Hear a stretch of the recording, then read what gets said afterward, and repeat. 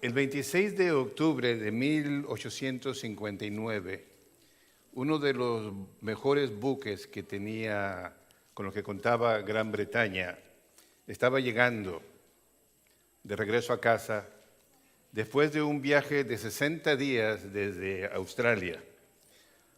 Había anclado en Queenstown y se había mandado un mensaje a Liverpool que al otro día por la mañana el buque iba a atracar en ese puerto. El alcalde mayor de Londres y el alcalde mayor de Liverpool, lo mismo que una banda de músicos y miles de personas, se estaban preparando para recibir al buque y darle la bienvenida. Pero esa noche, el Royal Charter se hundió camino de Queenstown a Liverpool. Fue una tormenta tan terrible que si la buscas en el internet la vas a encontrar, se le conoce por ese nombre, la tormenta del Royal Charter. Con ese barco perecieron, la gente no está segura cuántos, aproximadamente unos 450 de ese buque, pero hubieron más de otros 100 buques que se hundieron en esa ocasión. Al pastor William Taylor se le pidió que informara a la esposa del piloto que su esposo había desaparecido, ya que eran miembros de su iglesia.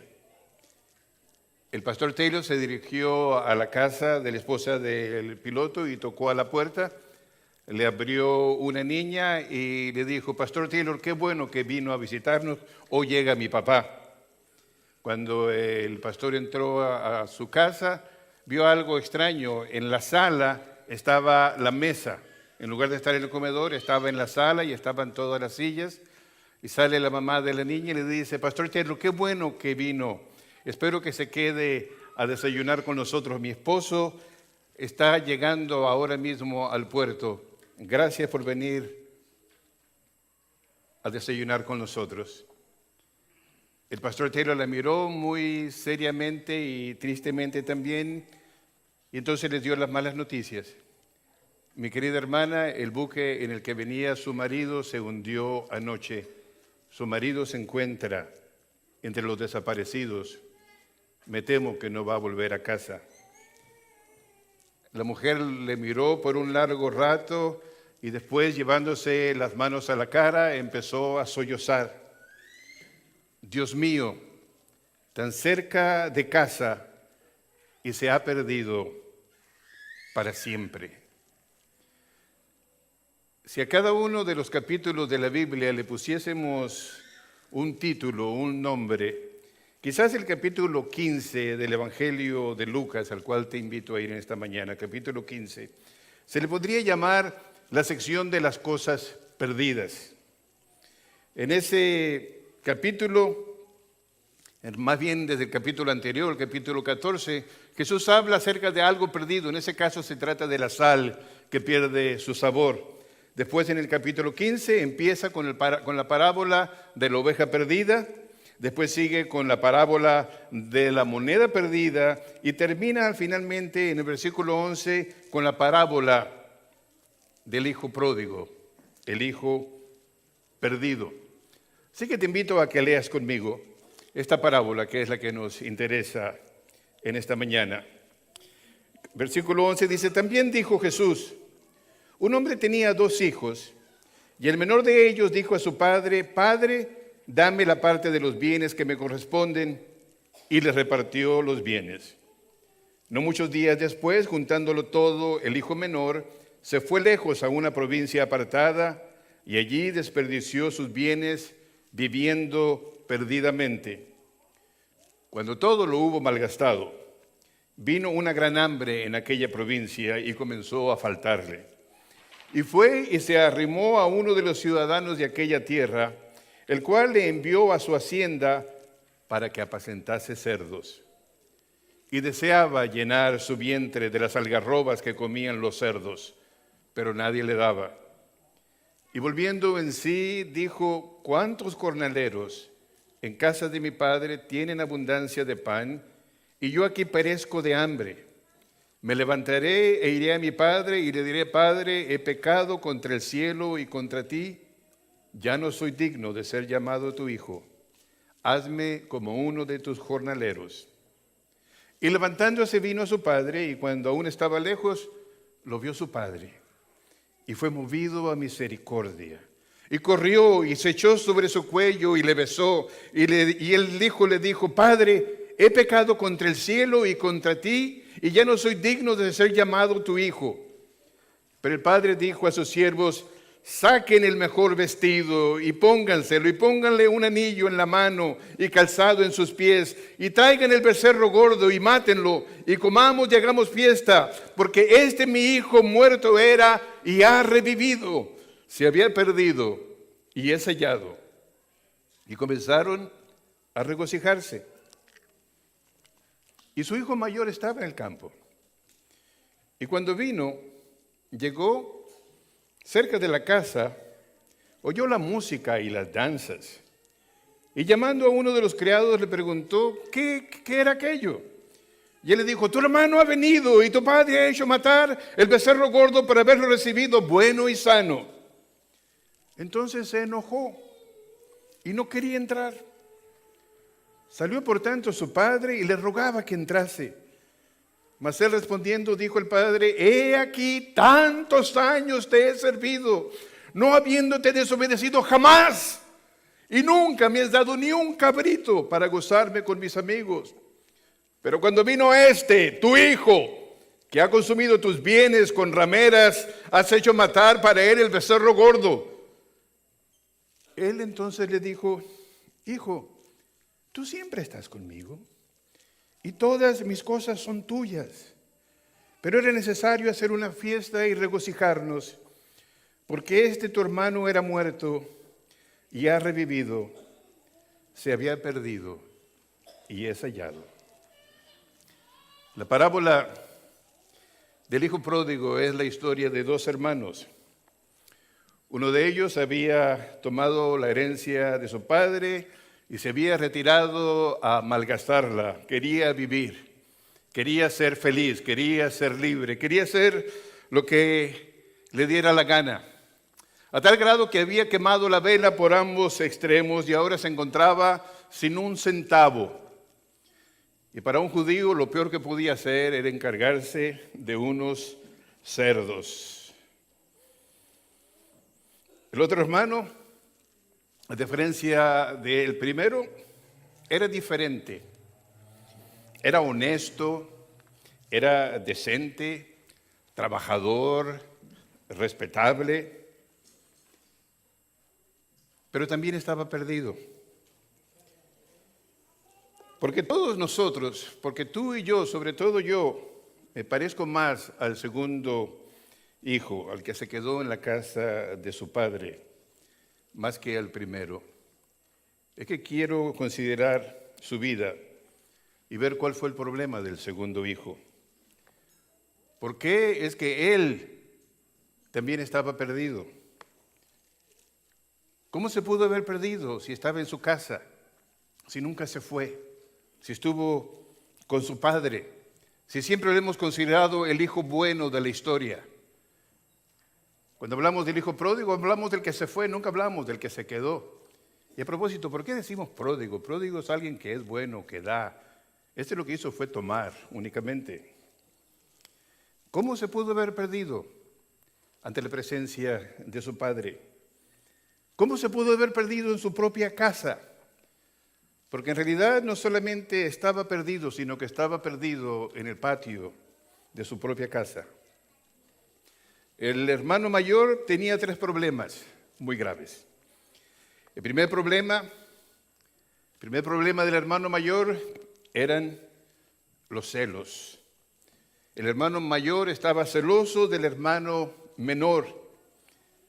En realidad no tenía por qué estar celoso de su hermano, pero lo estaba. La parábola indica claramente que cuando el hijo menor quiso tomar su parte de la herencia, la parte que él pensaba que le correspondía, su padre repartió toda la herencia, no sé si te has fijado, repartió toda la herencia a los 2 hijos. Fíjate lo que dice el versículo 12. Y el menor de ellos dijo a su padre: Padre, dame la parte de los bienes que me corresponde. No dice dame la mitad, ¿ah? Dice la parte que me corresponde. Y dice, y el padre a ambos les repartió sus bienes. Si el hijo menor había despilfarrado su parte, entonces todo lo demás, ¿a quién le pertenecía? Al hijo mayor. ¿Quién era el que se había quedado prácticamente sin nada? El padre. Cuando el hijo mayor, viniendo del campo, del trabajo, se acerca a la casa, con sorpresa escucha que hay una fiesta, que algo interesante está pasando, algo que no sabía, todo un fandango, algo que le llamó la atención. Y se preguntó, ¿qué es lo que está pasando? No es ninguna celebración especial, no es el cumpleaños de nadie que yo sepa. Y conforme se va acercando a casa, se da cuenta que hay más que música. La palabra usada aquí en el Nuevo Testamento es la palabra sinfonía, de donde viene nuestra palabra sinfonía, que quiere decir que no era simplemente habían puesto un tocadiscos o habían puesto su iPad y lo habían conectado al sistema. No, se trataba de toda una banda de músicos. O sea que había sido un buen gasto. Era algo especial. Y no le gusta para nada. Versículo 26 dice, y llamando a uno de los criados le preguntó, ¿qué era aquello? ¿Qué es lo que está pasando? Y el criado, pensando que iba a estar también él alegre igual que su padre, le dijo, tu hermano ha venido. Tu padre ha hecho matar el becerro gordo porque llegó bueno y sano. ¿No es maravilloso? ¿No es fantástico que tu hermano ha regresado? Recuerdo la primera vez que su pastor, el pastor Valenzuela, se fue a estudiar a Montemorelos. Eso fue en el otoño del año 1972. Cuando regresó para Navidad, él llegó en autobús ya tarde. Ha de haber sido quizá a las 8 de la noche, eran días de Navidades, así que el sol se pone temprano.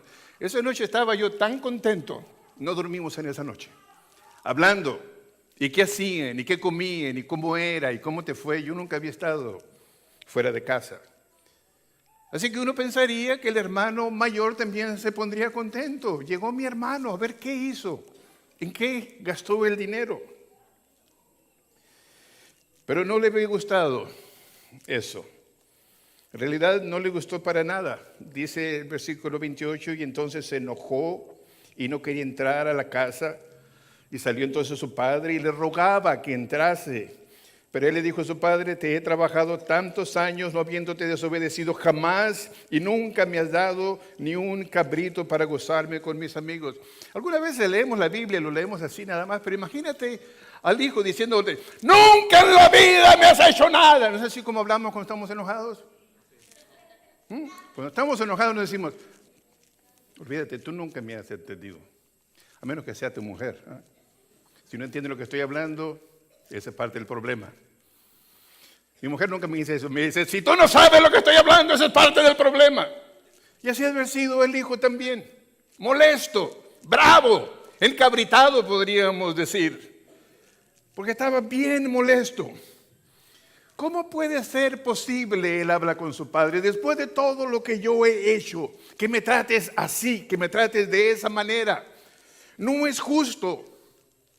Después de todo lo que yo he hecho por mantener esta finca, por mantener todo lo que tenemos, por conservarlo, simplemente no es justo. Y aquí tenemos el monstruo verde de los celos, asomando su terrible cabezota y nos está mirando fijamente a los ojos. La rivalidad de los dos hermanos nos muestran los peligros, lo peligroso que son los celos y la envidia. En el Antiguo Testamento encontramos el caso de una historia similar. En este caso no son dos hermanos, pero el mayor también tiene envidia del menor. El mayor también se ha perdido, porque ha permitido que el pecado de los celos y la envidia entren en su corazón. Y se trata nada menos que de Saúl, el primer rey de Israel. Es interesante lo diferente que son la historia de los dos Saúles que aparecen en la Biblia. El primer Saúl empieza como un hombre consagrado al Señor, ungido por el Señor, y termina matándose por su propia espada. El segundo Saúl empieza persiguiendo y matando a los cristianos y termina como un apóstol del Señor. Pero volviendo a Saúl, el primer Saúl, su envidia y sus celos son contra el joven David, mucho menor que él. De hecho, David y Jonatán eran aproximadamente de la misma edad. Jonatán, recordarás, era el hijo de Saúl. Ve conmigo al primer libro de Samuel, capítulo 18, versículos 6 al 9.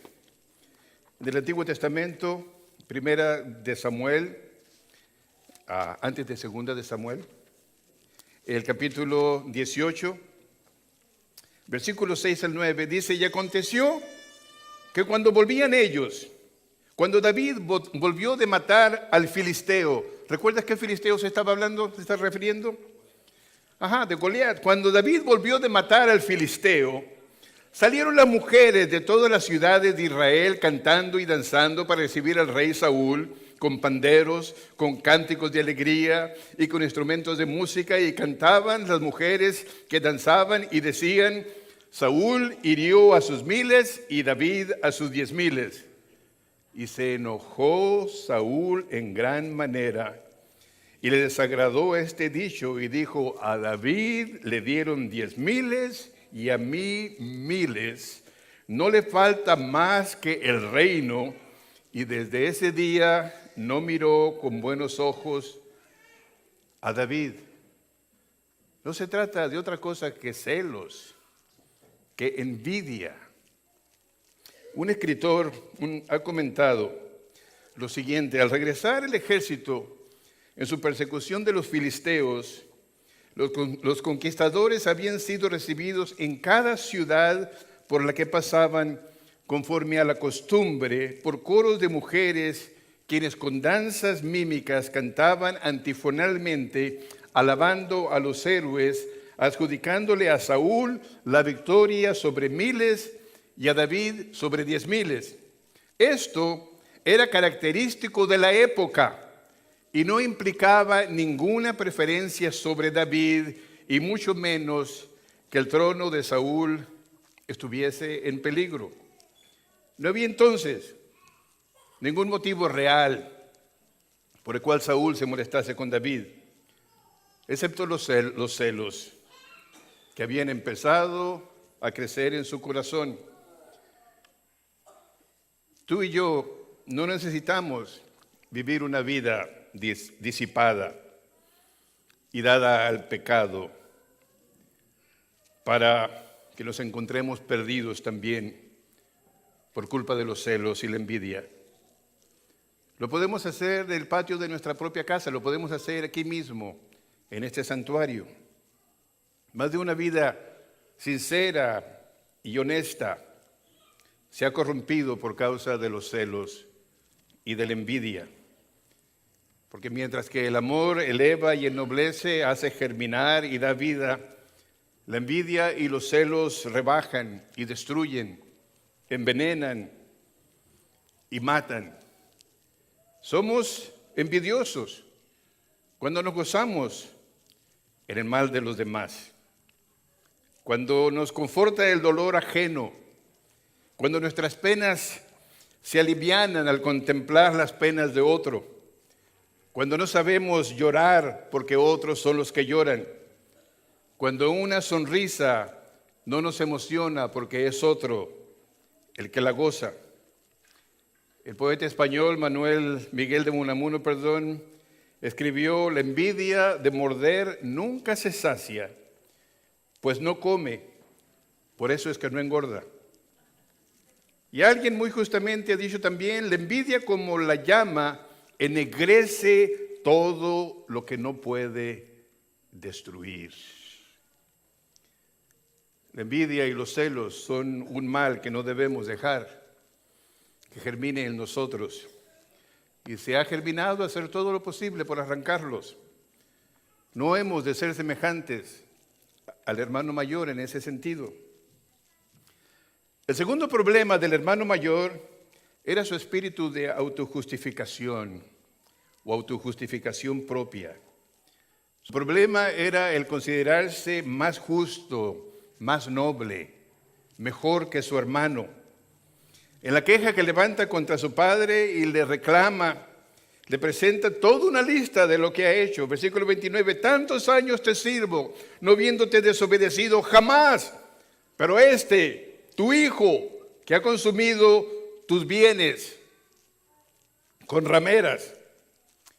Él se presenta como un ejemplo de perfección, como un ejemplo de santidad, como lo que quisiésemos fuesen nuestros hijos o nuestras hijas, lo que quisiésemos ser nosotros mismos. Toda una injusticia que se está haciendo con este santo hombre. Está tan ensimismado en su propia justificación que no se da cuenta de lo que está diciendo. En su ira, en sus celos, en su envidia, está pasando por alto varias cosas muy importantes. En primer lugar, como ya mencioné, cuando el hijo menor le pidió a su padre su parte de la heredad, el padre la repartió entre ambos. En el verso 12 claramente dice, y le repartió sus bienes. Y al repartir los bienes, pensaríamos, acostumbrados a nuestra manera occidental de pensar, que les dio 50% a cada uno. Cada uno de ellos recibió $100 y los padres se quedó sin ninguno. Y cada quien se fue con la mitad. Pero de acuerdo con la ley mosaica, el hijo mayor recibía una doble porción de la herencia de su padre. Si vas conmigo al libro de Deuteronomio en el Antiguo Testamento, ¿recuerdas en el Pentateuco? Génesis, Éxodo, Levítico, Deuteronomio, capítulo 21 y el versículo 17, dice ahí, mas el primogénito, reconocido como primogénito, para darle el doble de lo que correspondiere a cada uno de los demás, porque él es el principio de su vigor y suyo es el derecho de la primogenitura. Deuteronomio 21, 17. O sea que el hijo pródigo, el hijo que había desperdiciado su dinero, que lo había derramado, que lo había gastado en borracheras y en mujeres, había recibido una tercera parte, y el hijo mayor, el hijo bueno, el hijo que también estaba perdido, había recibido 2/3 partes. En segundo lugar, su queja queda sin fundamento, al decir, nunca me has dado ni un cabrito para gozarme con mis amigos.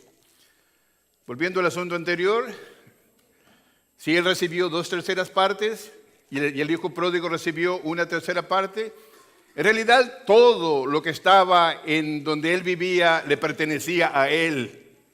Quien no tenía nada era su padre. Todo era del hijo mayor. Versículo 31, donde estamos en Lucas 15. Hijo, le dice el padre, tú siempre estás conmigo y todas mis cosas son tuyas. Con esto queda de manifiesto lo poco fundada que era su autojustificación, sino que su egoísmo queda delatado por el amor del Padre. Y en este punto quizás es en el que más nos parecemos a este segundo hijo, al hijo mayor. En eso de que en realidad somos como los laodicenses, que creemos que somos ricos. En realidad de ninguna cosa tenemos necesidad y no sabemos que somos unos desventurados, miserables, pobres, ciegos y desnudos, como lo pone Apocalipsis capítulo 3, versículo 17. Nos miramos a nosotros mismos con satisfacción y nos sentimos tan anchos de lo buenos que somos, de los nobles que somos. Después de todo, somos el pueblo que guarda los mandamientos de Dios y tiene la fe de Jesús. Después de todo, estamos reunidos en el sábado, obedeciendo al Señor.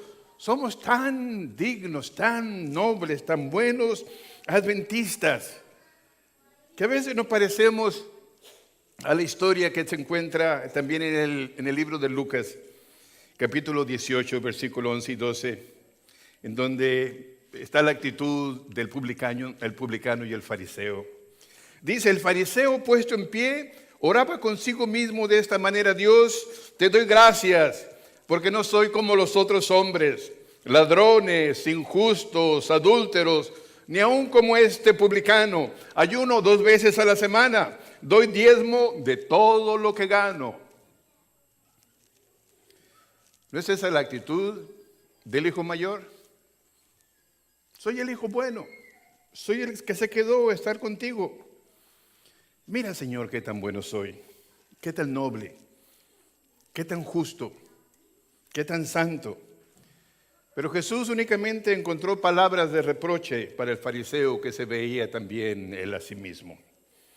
Mas el publicano, estando de pie, dijo Jesús, no quería ni aun alzar los ojos al cielo, sino que golpeaba su pecho diciendo: Dios, sé propicio a mí, pecador, sé propicio, ten misericordia de mí.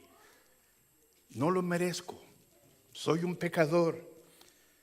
Y la verdad es que en vez de mirarnos a nosotros mismos de esa forma, deberíamos de tener presente las palabras de Isaías, capítulo 64, versículo 6, dice: si bien todos nosotros somos como suciedad, y toda nuestra justicia es como trapo de inmundicia, y caímos todos nosotros como la hoja, y nuestras maldades nos llevaron como el viento. Como ese pañal que tiran las madres después de que limpian a los hijos. Es lo que está diciendo Isaías que somos un trapo de inmundicia. El tercer problema del hermano mayor era que estaba perdido en el patio de su casa y no se daba cuenta. Su ofuscamiento era tan grande que no se daba cuenta de sus celos, no se daba cuenta de su espíritu de autojustificación. Estaba perdido y no se daba cuenta. Con demasiada frecuencia, tú y yo tendemos a ser así como el hijo mayor. Nos fijamos en los defectos de los demás, ya sea en nuestra casa, con tu cónyuge, con tu mujer o con tu marido, con tus hijos, con tus hermanos. Nos fijamos en los defectos de los demás y no pensamos en nuestra propia condición.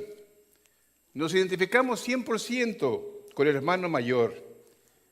Igual que él, estamos perfectamente perdidos. Me pareció interesante y apropiada lo que alguien escribió al respecto. Dice, ¿te has dado cuenta? Cuando la otra persona actúa de esa manera, es feo. Cuando tú lo haces, es bravura. Cuando los demás se aferran a sus maneras, son obstinados. Cuando tú lo haces, eres firme.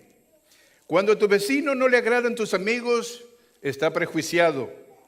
Cuando a ti no te gustan sus amigos, sabes juzgar bien a los demás.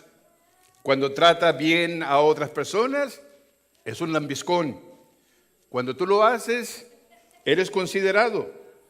Cuando se toma su tiempo para hacer las cosas, es lento o perezoso. Cuando tú lo haces, eres deliberado y cuidadoso. Cuando gasta mucho, es un despilfarrador. Cuando tú lo haces, eres generoso. Cuando alguien pone atención a las faltas y errores, es un quisquilloso y criticón. Cuando tú lo haces, eres creativo. Cuando es dócil, le llamas débil. Cuando tú lo eres, te llamas noble. Cuando alguien se viste bien, es extravagante. Cuando tú te vistes bien, es que tienes buen gusto. Cuando dice lo que piensa, es una vergüenza. Cuando tú lo dices, es que sos muy franco. Cuando toma riesgos, es un necio. Cuando tú lo haces, es que eres sabio. ¿Y no es interesante? ¿No es interesante cómo tú te miraste en el espejo esta mañana y te consideraste tan bien, estuviste tan contento de lo que viste? Es cierto, hay algunas cosas que te desagradan.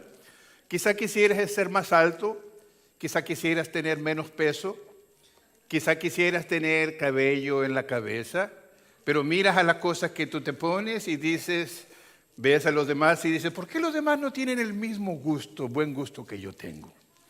¿Por qué no me consideran? ¿Por qué no son como yo? ¿No ven mi perfección? Porque si no fuese así, mi querido hermano y hermana, serías completamente distinto, dejarías de ser tú. Tú tienes tus peculiaridades, tus individualidades, lo que te hacen ser tú. La pregunta ¿es bueno seguir siendo tú? En los 70 había un programa de televisión que se llamaba Happy Days, no sé si alguien lo haya visto. Había un personaje, se llamaba Arthur Herbert Fonzarelli, The Fonz. Y cuando empezaba el programa de televisión, los primeros cortes de inicio, salía Fonz frente al espejo con un cepillo para cepillarse el pelo, pero se veía en el espejo y se veía y decía, ¡hey! No hacía falta, era perfecto. Así como nos vemos tú y yo muchas veces. Porque somos como el otro hijo, que estamos perdidos.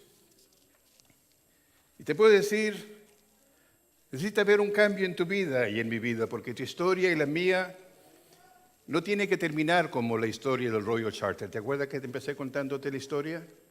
No tenemos que naufragar, no tenemos que ahogarnos en una tormenta, no tenemos que ser como el segundo hijo. Dios te da una oportunidad todos los días para entrar en el reino de los cielos. Si permites que el Espíritu Santo trabaje en tu vida, si le permites cambiar tu corazón, ese lugar en el reino de los cielos está asegurado para ti. Pero escucha lo que dice Elena White en el libro Palabras de Vida del Gran Maestro. El hombre no puede transformarse a sí mismo por el ejercicio de su voluntad. No posee el poder capaz de obrar ese cambio. La levadura, algo completamente externo, debe ser colocada dentro de la harina antes de que el cambio deseado pueda operarse en la misma. Así la gracia de Dios debe ser recibida por el pecador antes de que pueda ser hecho apto para el reino de la gloria. Toda la cultura y la educación que el mundo puede dar no podrán convertir a una criatura desgraciada por el pecado en un hijo del cielo. El profesar la fe y el poseer la verdad en el alma son dos cosas diferentes. El mero conocimiento de la verdad no es suficiente. Podemos poseer ese conocimiento, pero el tenor de nuestros pensamientos pueden seguir siendo el mismo. El corazón tiene que ser convertido y santificado. Tu corazón y mi corazón. Porque este mensaje es principalmente para mí. Porque soy tan culpable como cualquier otra. Soy exactamente igual que el segundo hijo, que el hijo que se quedó en casa. Y son un consuelo para mí las palabras del Señor cuando dice, habrá más gozo en el cielo por un pecador que se arrepiente que por 99 justos que no necesitan arrepentimiento. Señor, gracias porque tú nos has llamado a un mensaje de verdad, de amor, de reconciliación. Reconocemos que no somos dignos. Reconocemos que nuestra vida es un trapo de inmundicias, pero al mismo tiempo aceptamos el sacrificio de Jesús, que a través de su muerte hizo posible nuestra salvación. Gracias, Señor, por aceptarnos. Gracias por estar con nosotros siempre. En su santo nombre. Amén.